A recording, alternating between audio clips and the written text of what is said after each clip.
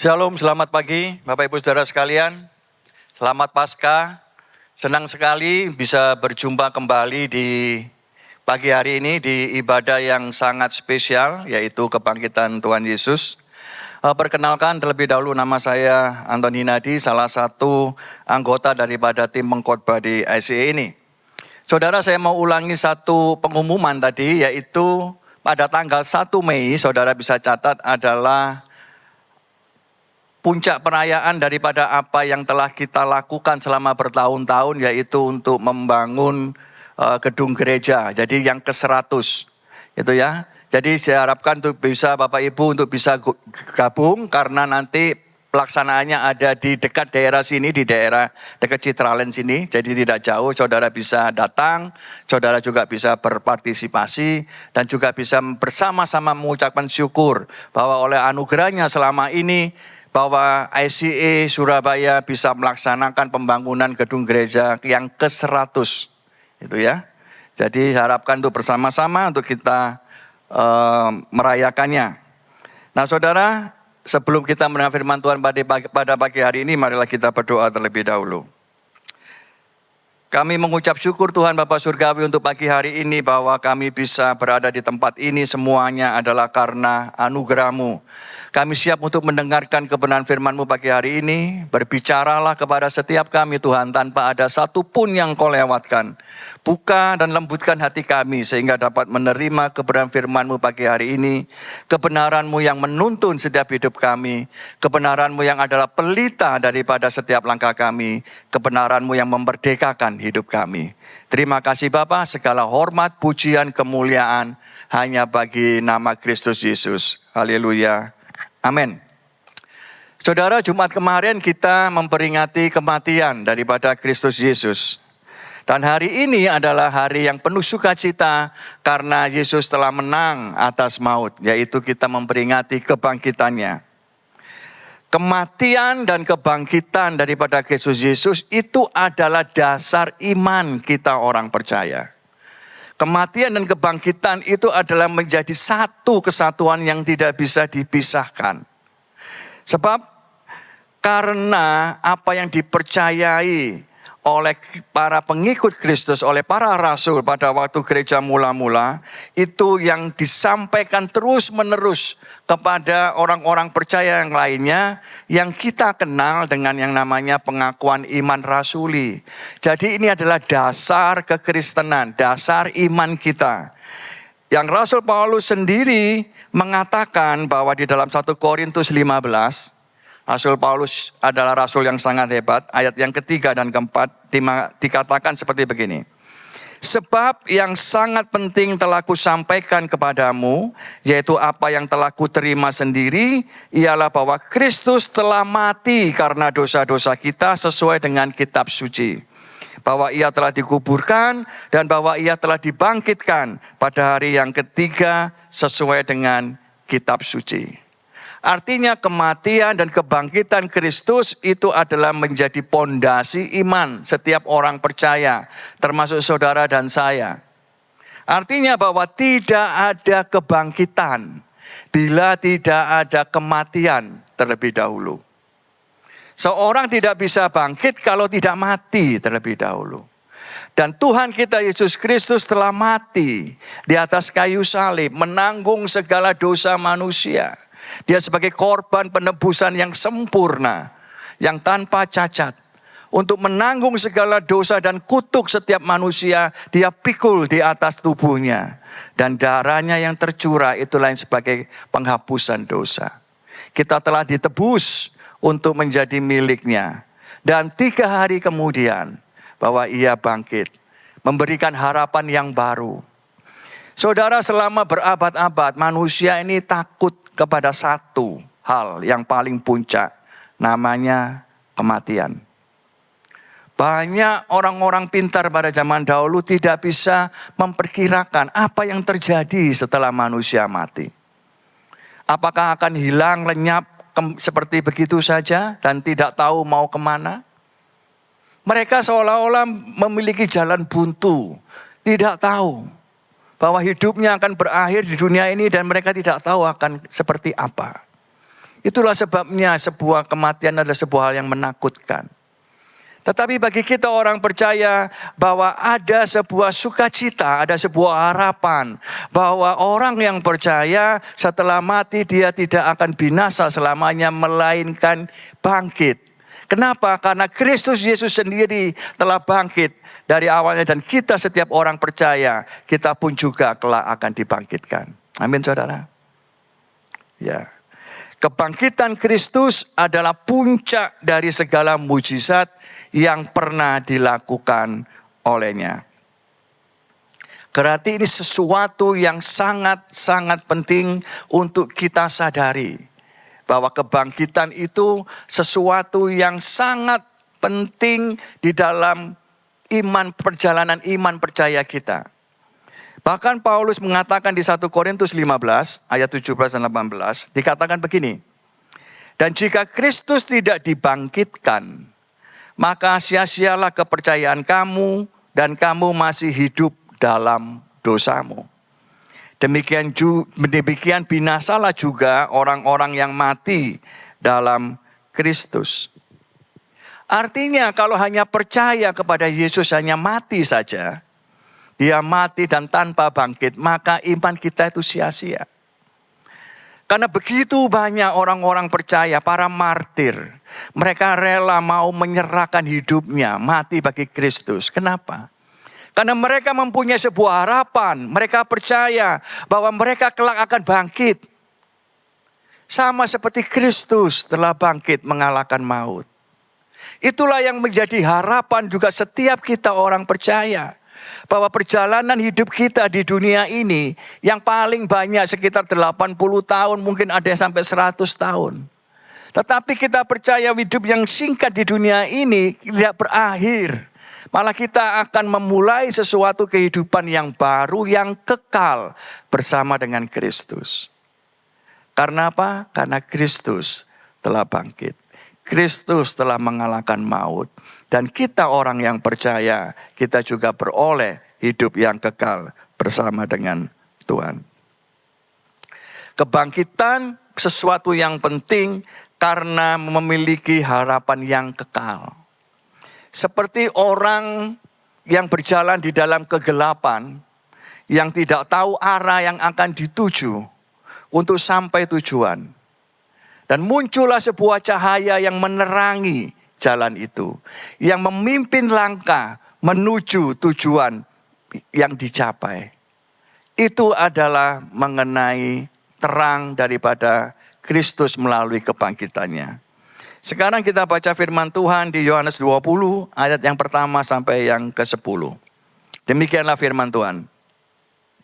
Pada hari pertama minggu itu, pagi-pagi benar ketika hari masih gelap, pergilah Maria Magdalena ke kubur itu dan ia melihat bahwa batu telah diambil dari kubur. Ia berlari-lari mendapatkan Simon Petrus dan murid yang lain yang dikasihi Yesus dan berkata kepada mereka, Tuhan telah diambil orang dari kuburnya dan kami tidak tahu di mana ia diletakkan. Maka berangkatlah Petrus dan murid yang lain itu ke kubur. Keduanya berlari bersama-sama, tetapi murid yang lain itu berlari lebih cepat daripada Petrus sehingga lebih dulu sampai di kubur. Ia menyenguk ke dalam dan melihat kain kafan terletak di tanah, akan tetapi ia tidak masuk ke dalam. Maka datanglah Simon Petrus juga menyusul dia dan masuk ke dalam kubur itu. Ia melihat kain kafan terletak di tanah. Sedang kain pelu yang tadinya ada di kepala Yesus tidak terletak dekat kain kafan itu, tetapi agak di samping di tempat yang lain dan sudah tergulung. Maka masuklah juga murid yang lain yang lebih dahulu sampai di kubur itu dan ia melihatnya dan percaya. Sebab selama itu mereka belum mengerti isi kitab suci yang mengatakan bahwa ia harus bangkit dari antara orang mati. Lalu pulanglah kedua murid itu ke rumah. Saat Maria Magdalena datang pada pagi-pagi benar, dikatakan masih gelap. Ia datang, ia mau membawa rempah-rempah, tujuannya adalah untuk membalsam daripada tubuh daripada Yesus. Tapi saat ia datang, dia dapati bahwa pintu kubur itu, pintunya sudah tidak ada. Dan ia segera mendapati Petrus dan Yohanes untuk memberitahu mengenai hal itu. Dikatakan saat kedua murid itu datang, Yohanes yang dikatakan adalah murid yang dikasihi Yesus pertama kali datang. Ia hanya menyenguk ke dalam, ia tidak masuk. Ia melihat bahwa tidak ada lagi tubuh Yesus di situ, yang ada adalah kain kafannya terletak di tanah dan kain penutup wajah masih ada di atas pembaringan itu. Selanjutnya Petrus langsung masuk ke dalam dan juga mendapati yang sama. Kubur kosong. Tidak ada jasad daripada Yesus. Yang menandakan bahwa sebenarnya menandakan ada sebuah kemenangan dengan adanya kubur yang kosong itu. Tanda kemenangan Kristus. Berulang kali Yesus mengatakan bahwa ia akan bangkit. Dia katakan sendiri di Matius 16 ayat 21. Sejak waktu itu, Yesus mulai menyatakan kepada murid-muridnya bahwa ia harus pergi ke Yerusalem dan menanggung banyak penderitaan dari pihak tua-tua, imam-imam, kepala dan ahli-ahli Taurat, lalu dibunuh dan pada hari ketiga dibangkitkan. Artinya Yesus tahu bahwa ia akan mati, dia akan disalibkan dan juga dia akan bangkit.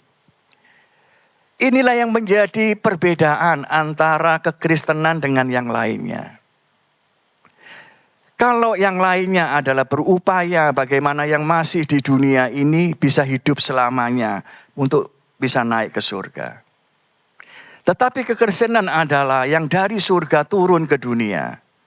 Tujuannya satu, untuk mati di atas kayu salib. Dan tidak hanya mati, 3 hari kemudian dia bangkit kembali. Dan Yesus tahu tujuannya adalah untuk itu. Dia mengatakannya kepada para murid berulang-ulang.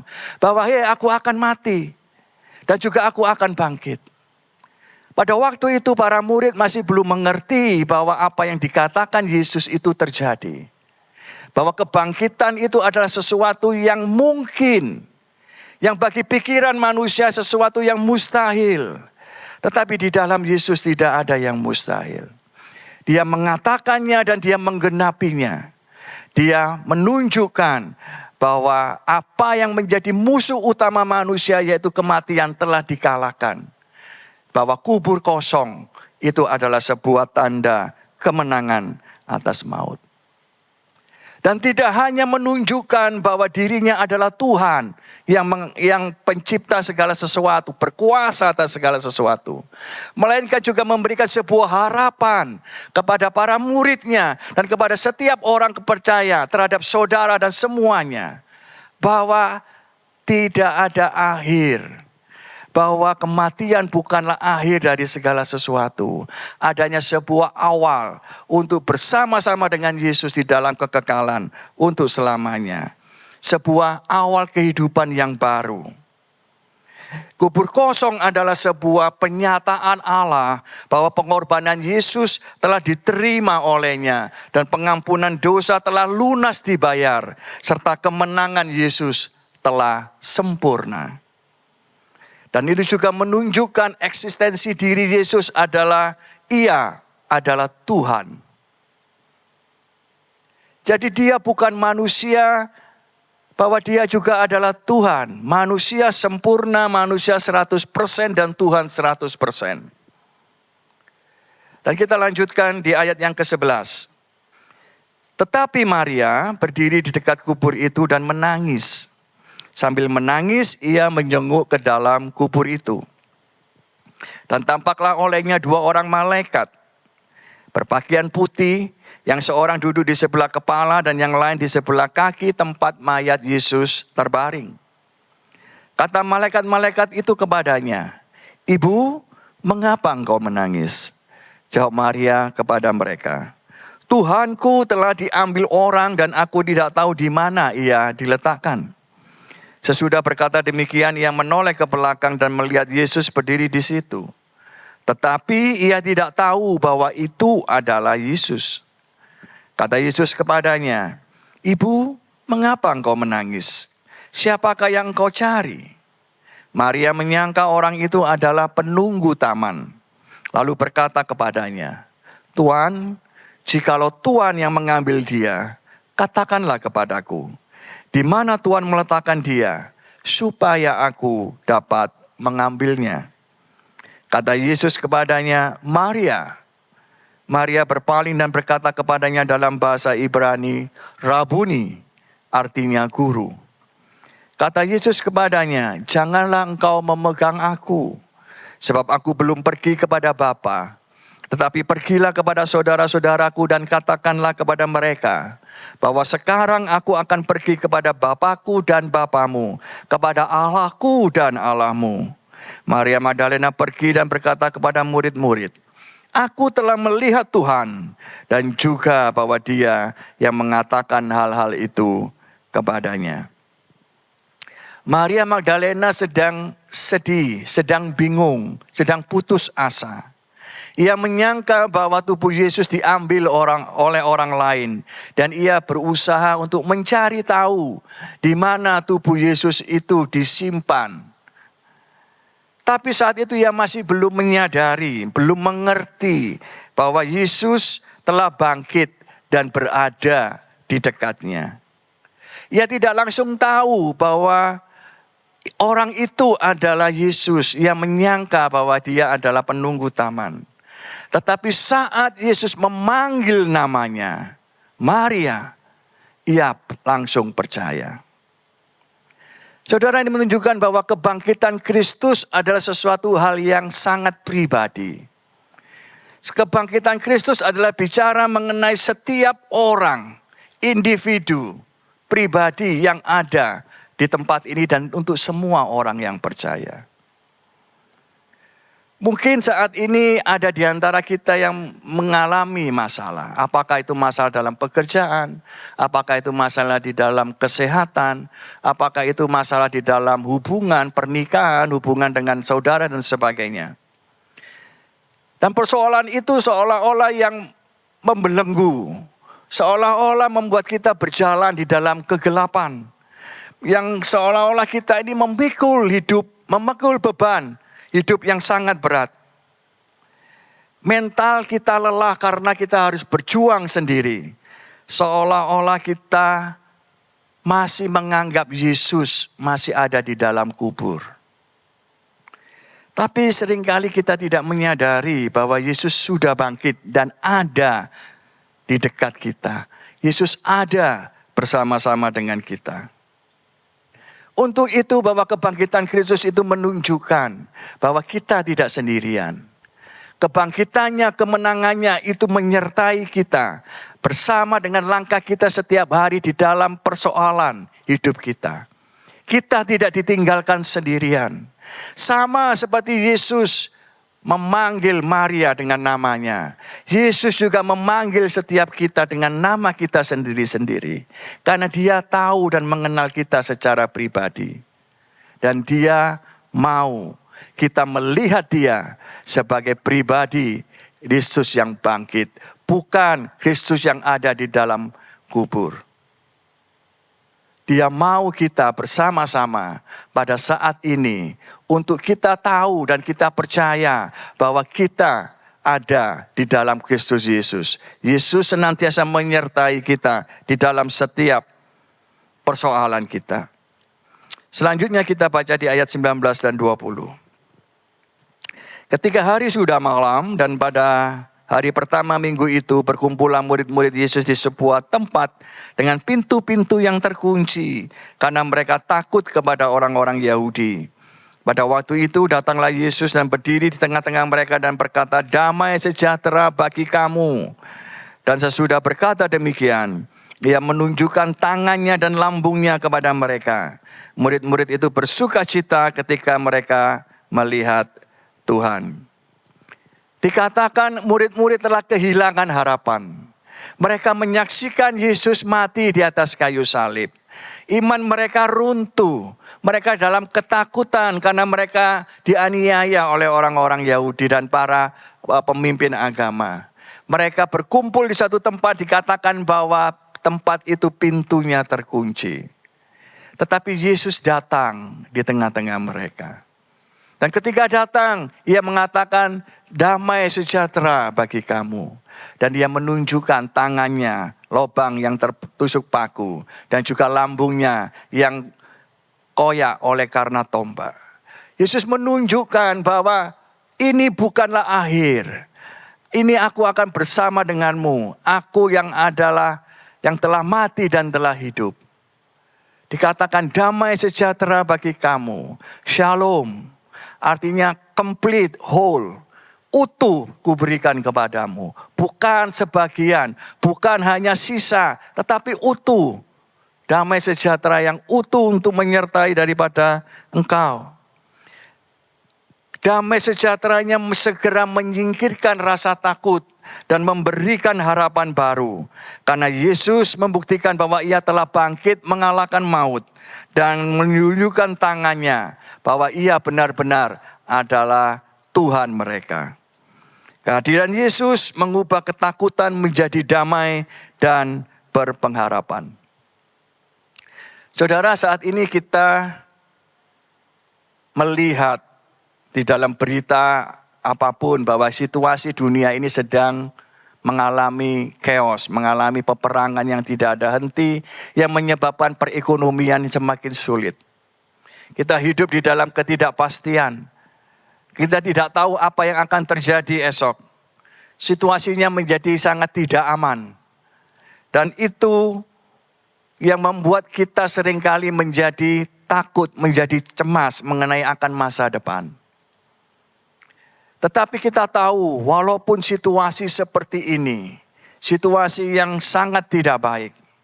Tapi kita memiliki ketenangan karena ada kepastian bahwa kepastian itu ada di dalam Yesus Kristus, yaitu yang menyertai kita. Kita tahu bahwa keadaan tidak bisa berubah. Keadaan boleh mengalami gejolak dan masalah. Tapi kita tahu bahwa saat Yesus datang di tengah-tengah para murid yang ketakutan, mereka juga cemas mengenai masa depan mereka. Mereka tidak tahu apa yang akan terjadi ketika mereka keluar daripada rumah itu. Tapi ketika Yesus datang menunjukkan dirinya bahwa dia menyertai mereka, disitulah ketakutan menjadi hilang. Harapan yang sirna muncul kembali. Dan itu juga yang terjadi kepada setiap kita. Bahwa Yesus datang menyertai kita. Dia tidak pernah meninggalkan kita. Dalam setiap langkah kita ke depan, dalam situasi yang dunia yang semakin sulit ini, kita tahu bahwa kita tidak pernah ditinggalkan sendirian. Damai sejahtera bukan berarti menghilangkan masalah. Tetapi ada Tuhan yang menyertai setiap langkah kita menghadapi masalah itu. Ketika para murid itu keluar dari pintu yang terkunci itu, dia menghadapi orang-orang Yahudi yang akan mengenai dia. Mereka tahu bahwa masalah itu akan ada, kesulitan itu akan datang. Tapi mereka sekarang menghadapinya berbeda. Karena tahu bahwa Yesus yang telah hidup itu menyertai mereka. Mereka tetap menghadapi masalah, tetapi sekarang dengan sebuah keyakinan, sebuah harapan bahwa Yesus lah yang akan memberikan kekuatan kepada mereka. Dan itulah yang juga Yesus lakukan kepada setiap kita di tengah-tengah kita saat ini dalam menghadapi situasi kesulitan apapun yang kita alami saat ini. Dan bila saat ini yang saudara yang belum percaya kepada Tuhan Yesus, undang Yesus dalam hidupmu.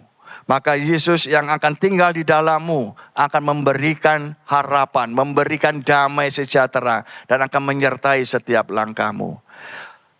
Tuhan Yesus tidak pernah menjanjikan kehidupan yang nyaman di dalam kehidupan kita sebagai orang percaya. Tetapi Yesus menjanjikan di dalam perjalanan hidup kita yang mengalami begitu masalah, yang banyak masalah, Dia akan membawa kita untuk sampai di ujung dengan baik. Kita akan mengalami sebuah akhir yang baik karena Dia senantiasa menyertai kita. Bahwa kebangkitan Yesus memberikan kekuatan di tengah ketakutan. Selanjutnya ayat 21 sampai 23. Maka kata Yesus sekali lagi, damai sejahtera bagi kamu, sama seperti Bapa mengutus aku, Demikian juga sekarang aku mengutus kamu. Dan sesudah berkata demikian, ia mengembusi mereka dan berkata, terimalah Roh Kudus. Jikalau kamu mengampuni dosa orang, dosanya diampuni. Dan jikalau kamu menyatakan dosa orang tetap ada, dosanya tetap ada. Ternyata kebangkitan Kristus itu tidak hanya dia menunjukkan dirinya bahwa dia Tuhan yang mengalahkan maut, tapi memiliki sebuah tujuan terhadap para muridnya, pada orang percaya, kepada saudara dan saya. Bahwa kita dipanggil untuk hidup baru dan berbeda. Yesus memberikan Roh Kudus dan mengutus mereka untuk pergi. Artinya bahwa kehidupan kekristenan itu tidak hanya datang beribadah kemudian kita selesai pulang ke rumah masing-masing. Tapi setiap kita diberi sebuah tujuan. Tidak hanya diberikan sebuah kehidupan yang baru. Kehidupan baru adalah kehidupan yang merubah hidup kita. Dan disitulah kita akan melihat adanya sebuah hal yang membedakan antara orang yang percaya sungguh-sungguh, orang yang mengalami kelahiran baru, dengan hanya orang yang mengatakan aku orang Kristen, Kristen KTP. Yang dilihat adalah sebuah perubahan di dalam hidup mereka. Ketika seorang itu mengalami perjumpaan dengan Yesus, maka tidak bisa tidak orang itu akan mengalami perubahan di dalam hidupnya. Orang yang dulunya suka hal-hal yang tidak baik, maka dia akan diubahkan untuk melakukan sesuatu yang menyenangkan bagi Tuhan.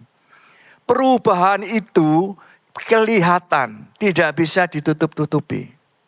Dan itu adalah hasil karena perjumpaan dengan Yesus yang memberikan hidup yang baru, memberikan Roh Kudus. Ketika seorang itu percaya kepada Yesus, maka pada saat itu juga Roh Kudus itu diberikan dalam diri orang itu. Dan ketika Roh Kudus itu ada dalam diri orang itu, maka Roh Kuduslah yang memimpin hidup orang itu dan akan merubah hidupnya. Tidak hanya merubah hidupnya, Tuhan juga memberikan tujuan, sebuah misi, sebuah tugas. Jadi orang Kristen tidak bisa hanya duduk manis di gereja. Masing-masing kita itu punya tugas. Tuhan punya tujuan di dalam hidup kita. Tidak semuanya menjadi hamba Tuhan dan berdiri di mimbar, tidak. Tuhan tidak pernah memanggil semua orang itu untuk melayani di atas mimbar. Justru Tuhan mau punya tujuan di tempat kita masing-masing di mana kita berada. Tujuannya adalah satu, untuk memberitakan mengenai Dia. Untuk menyatakan kasih-Nya kepada orang-orang yang ada di sekitar kita. Untuk kita memberikan buah yang baik kepada orang-orang yang ada di sekitar kita. Untuk menjadi saluran kasih. Itu adalah sebuah tanda bahwa kehidupan kita berubah karena Yesus. Karena kebangkitannya. Harus ada hal yang membedakan. Harus ada yang bisa dilihat, yang dirasakan mengenai perubahan itu.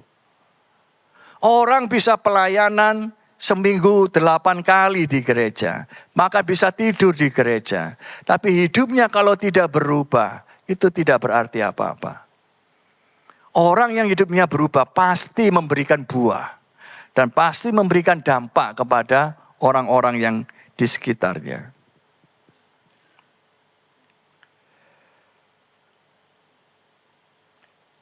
Dan kebangkitan Kristus itulah yang terjadi, yang mengubah hidup setiap kita orang percaya.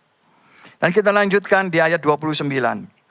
Kata Yesus kepadanya, karena engkau telah melihat aku, maka engkau percaya. Berbahagialah mereka yang tidak melihat namun percaya. Memang masih banyak tanda lain yang dibuat Yesus di depan mata murid-muridnya dan tidak tercatat dalam kitab ini. Tetapi semua yang tercantum di sini telah dicatat supaya kamu percaya bahwa Yesuslah Mesias, Anak Allah, dan supaya kamu oleh imanmu memperoleh hidup dalam namanya. Percaya walau tidak melihat. Sebelumnya perikop ini ayat di atas sebelumnya bicara mengenai Thomas. Salah satu Rasul Petrus yang tidak percaya, dia mengatakan, kalau aku tidak mencucukkan tanganku ke dalam lubang yang ada di tangannya dan di lambungnya, maka aku tidak percaya. Dan pada saat para murid berkumpul kembali, Yesus datang di tengah-tengah mereka dan mengatakan, Thomas, cucuklah tanganmu ke dalam lubang di tanganku dan di dalam lambungku. Thomas mengatakan, ya Tuhanku dan Allahku. Dia percaya karena ia melihat. Namun Tuhan mengatakan berbahagialah orang yang tidak melihat tetapi percaya. Kita tidak melihat Yesus secara langsung pribadi seperti para murid. Tetapi kita mengalami perjumpaan secara pribadi. Di dalam roh kita mengalami perjumpaan. Disitulah kita dipanggil untuk percaya. Iman bukan soal untuk melihat, tetapi mempercayai. Di dalam Mazmur dikatakan, taste and see that you will see goodness of God. Rasakan dan lihatlah akan baiknya Tuhan. Tidak dikatakan lihatlah dan rasakan. Kita orang dunia, seringkali kita mau lihat dulu, kalau menarik hati kita mau coba, kita makan. Untuk membuktikan apa yang kita lihat itu benar atau tidak. Tetapi iman bicara mengenai kita percaya dulu, kita rasakan dulu baru kita melihat. Bahwa begitu baiknya Tuhan di dalam hidup kita. Dalam menyertai perjalanan hidup kita. Di dalam setiap naik dan turun kehidupan kita. Setiap badai kehidupan kita. Kita akan tahu bahwa Tuhan akan menyertai kita. Kita taste and see. Kita rasakan dan kita lihat penyertaan Tuhan yang luar biasa. Yaitu bahwa kita mempercayai, kita percaya walau bukan kita melihat. Saya minta Stefanus bisa naik atas. Kebangkitan Kristus Yesus menjadi kemenangan sempurna atas musuh kita yaitu maut. Yang didahului oleh ketaatan Yesus di atas kayu salib. Dengan dia mati menanggung segala dosa kita. Sebagai korban tebusan yang sempurna. Agar setiap orang yang percaya kepadanya dosanya diampuni, diperdamaikan dengan Allah Bapa dan memperoleh kekal bersamanya oleh karena kebangkitannya. Dan kita diberikan sebuah hidup yang baru dan tujuan yang baru. Kemarin siang saat saya mempersiapkan khotbah ini, tiba-tiba teman baik saya, seorang gembala sidang juga GSJA satelit yang ada di Surabaya telepon. Dia sharing mengenai apa yang terjadi di gerejanya saat hari Jumat kemarin ibadah Jumat. Dia mengatakan, wow luar biasa Tuhan itu. Pada saat kami menyembah, memuji, lawatan Tuhan datang, hadirat Tuhan luar biasa. Saya tidak menyentuh mereka. Saya ada di panggung di sini. Saya memimpin pujian. Jemaat yang ada di kursi rebah. Sebagian tiba-tiba mendapat karunia berbahasa roh. Semuanya sungguh dilawat Tuhan luar biasa. Para singer, worship team semuanya duduk berlutut, menangis memuji Tuhan. Anak-anak muda tiba-tiba datang mendoakan kepada orang yang lebih tua. Sungguh luar biasa. Dan pada akhir ibadah ada seorang jemaat yang mengatakan, Pak Gem, Tuhan melawat saya dan membuat mau saya untuk mengampuni saudara saya. Teman saya mengatakan, ya lepaskan pengampunan. Itu adalah sebuah perubahan hidup yang baru. Orang diubahkan darinya yang menyimpan dendam, dia mau melepaskan pengampunan. Itu adalah memiliki sebuah tujuan yang baru. Untuk bagaimana bisa memberkati orang lain untuk menjadi saluran kasih. Kenapa bisa terjadi begitu? Karena Yesus telah bangkit. Dan saya juga rindu itu juga terjadi di tempat ini. Dalam setiap ibadah di ICA ini. ada hadirat Tuhan, ada kebangkitan Tuhan yang nyata dalam setiap ibadah ini. Yang dimana Tuhan sendiri secara pribadi akan melawat setiap orang, setiap duduk di sini. Untuk hidupnya diperbarui. Memiliki tujuan yang jelas, yang tahu apa yang Tuhan mau. Karena itulah esensi daripada kebangkitan. Kebangkitan bukan hanya sebagai simbol untuk selamat Paskah, hanya gambar dan segala macamnya, bukan. Esensi kebangkitan Kristus adalah kehidupan yang baru yang ada di dalam dirinya. Dengan tujuan yang Tuhan sudah siapkan. Kebangkitannya adalah dasar iman kita. Bahwa bukti maut telah dikalahkan dan setiap janjinya layak dipercaya. Karena Yesus hidup, maka kita tidak seharusnya takut menghadapi kesulitan. Keadaan sekeliling kita boleh berubah, tetapi firman-Nya tetap selamanya. Saya tutup dengan satu ayat Yohanes 11 ayat 25. Akulah kebangkitan dan hidup. Barang siapa percaya kepadaku, ia akan hidup. Walaupun ia sudah mati. Mari kita berdoa. Bapa Surgawi, kami sudah mendengarkan kebenaran firman-Mu pada pagi hari ini. Kami mengucap syukur Tuhan, bahwa Kau bangkit, mengalahkan maut. Kau bangkit Tuhan, memberikan harapan kepada setiap kami. Kebangkitan-Mu adalah kebangkitan kami juga setiap anak-anak-Mu tempat ini. Kebangkitan-Mu memberikan sebuah hidup yang baru bagi kami dan tujuan yang telah Kau siapkan bagi setiap kami untuk menjalaninya. Kami mengucap syukur bahwa Kau senantiasa menyertai kami dalam setiap langkah kami Tuhan. Bahwa kami tidak sendirian. Karena Kau mengenal setiap kami. Kau mengerti setiap pergumulan kami. Kau yang akan memegang kami dengan tangan kanan-Mu yang membawa kemenangan. Karena Kau bangkit, kami percaya bahwa kami akan melangkah di dalam damai sejahtera-Mu yang terus ada di dalam diri kami. Terima kasih Tuhan. Saudara, mari kita berdiri dan kita terima berkat Tuhan pada pagi hari ini. Saudara, pulanglah di dalam damai sejahtera Tuhan yang menyertai saudara. Damai sejahteranya yang menyertainya di dalam kehadirannya, di dalam diri setiap saudara, melalui setiap musim hidup saudara, yang akan menyertai saudara mulai saat ini sampai kedatangan Yesus yang kedua kali. Semua yang sudah terima berkat Tuhan pada hari ini sama-sama katakan, amin. Tuhan Yesus memberkati. Kami senang Anda bergabung dengan ibadah ICA hari ini. Selamat berakhir pekan dan sampai jumpa minggu depan. Tuhan berkati Anda dan keluarga. Annual Business Meeting 2026 akan dilaksanakan di ICA East pada hari Minggu 19 April jam 6 malam. Semua member ICA diharapkan hadir dan ikut serta di ABM tahun ini. ICA, catat di kalender Anda akan ada acara besar pada akhir pekan 1-3 Mei di ICA Surabaya. Karena kita hampir menuntaskan perjalanan kita membangun 100 gedung gereja. Kami mau Anda semua menjadi bagian dari acara ini, jadi nantikan informasi selanjutnya. Memberikan persembahan menjadi semakin mudah. Silakan scan QR Code di layar dengan menggunakan aplikasi bank Anda atau kunjungi icaspy.com/giving untuk informasi lebih lanjut.